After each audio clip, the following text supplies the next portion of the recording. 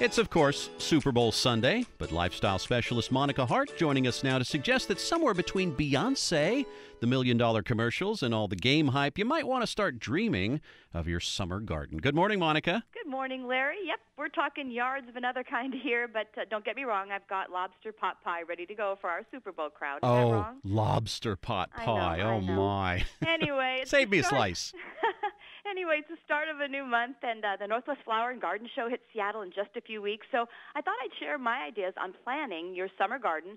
Don't know about you, but I'm itching to play in the dirt. Just call me, like the garden girl. Okay, garden gal. We're just barely into February looking outside here, and it's not even time to even start looking at it right now, is it? Well, Larry, it's not quite time for planting, but it is time to start planning your perfect garden. That is, if you want to enjoy those, mouth-watering heirloom tomatoes right from the vine this summer, or if you love to breathe in the heady fragrance of lavender and rosemary. I know I do. I love flowers and all, but I'm really into creating a gorgeous edible landscape, from herbs to espalier fruit trees to raised garden beds, for homegrown veggies. And, many of the great chefs know that one of the secrets to beautiful food is a great kitchen garden. And I love the notion from the vine to the table, and you can do this too. Well, I guess a lot of folks may not have the time or the space for a big vegetable garden, but I bet you've got a solution for the urban farmer who's just itching to get their fingers dirty, right? Oh, yes. I know what you mean. I grew up with this big, amazing vegetable garden thanks to my parents and grandparents. And we ate well, but it was a labor of love. And I know that not everyone has that opportunity, and the time and space can be tight. So here's my modern twist on the old-school garden. One, work herbs and tomatoes right into your landscape between hedges and flowering plants. Great use of space.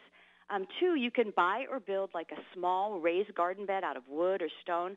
I know that we designed a cool raised bed out of wood with these curves and finials and even a rattan pendant light. It was crazy. Kind of like a hanging garden light? Yeah, I've got garden issues, Larry. What can I say? But here's something a little more practical. Think about planting herbs and tomatoes in simple pots. Or check this out. I found these inexpensive folding willow garden containers with cloth inserts that hold soil. Amazing. And at the end of the season, you can work the soil into your garden, fold them up, and tuck them away. And you can find these containers at your local garden store. And then with the help of my local hardware store, I created this small portable garden. It's just pieces of untreated wood cut to form like a rectangle. I layered in some window screen to hold in the soil, planted the small potager with varieties of lettuce, and you have a portable salad bar. It's so great. It's a movable feast. You send your guests into the garden to pick lettuce, give it a rinse, and toss a salad. And, here's the thing. Many of these plants can easily be started from seed in your own home. I mean, it's inexpensive, it's interesting, and it's rewarding to watch something grow from seed, and your kids will love it. Are you talking about like a greenhouse setup? Well, not really. I have a potting shed, but it's actually just a table right off the dining room, and I start carrots and beans and pumpkins from seed in these little dirt pellets. Or even a pot by the window will do. You tent it with plastic to form like that greenhouse effect.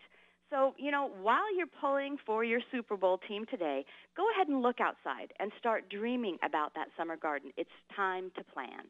And don't forget, the Northwest Flower and Garden Show kicks off on February 20th through the 24th at the Washington State Convention Center in Seattle. I'm going to be doing a series of stories from the show for my La Familia Design blog, and I'll share what I learned with your listeners. And, gosh, I hope to see you guys there. Okay. And, of course, they can always get your information on your blog on everything we talk about on Sundays, right? Oh, yes. Oh, yes. All right. Thanks, Mo. That's lifestyle and design specialist Monica Hart with La Familia Design blog. Joins us every Sunday morning at 8:17 and 10:17 here on KOMO News Radio.